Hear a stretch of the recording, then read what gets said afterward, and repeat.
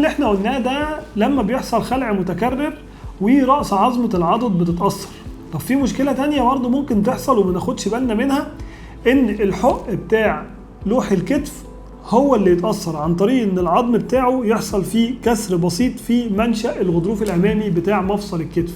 ساعتها برضو لازم ناخد بالنا، لان ده هيختلف تماما في طريقة العلاج زي ما احنا هنشرح في العلاج لما نيجي نتكلم عنه، سواء في الحالة الأولانية أو في الحالة التانية. طيب علشان نبسط الأمور، الخلع المتكرر لمفصل الكتف ده بيتقسم ليه 3 حاجات أساسيين. أول حاجة إن المريض يكون حصل له خلع متكرر مرة واحدة أو مرتين، وساعتها في الغالب بتكون الإصابة في منشأ الغضروف الأمامي لمفصل الكتف فقط لا غير.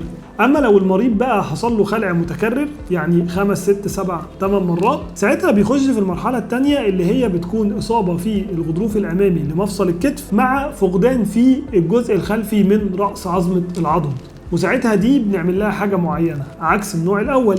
أما بقى النوع الثالث، لو المريض اتخلع سواء مرة واحدة أو كذا مرة وأدى ذلك إلى حدوث فقدان في منشأ الغضروف الأمامي في الحق، ساعتها بنشوف حجم العظمة دي قد إيه، وعلى أساسه بنحدد نوع العملية اللي إحنا هنعملها للمريض.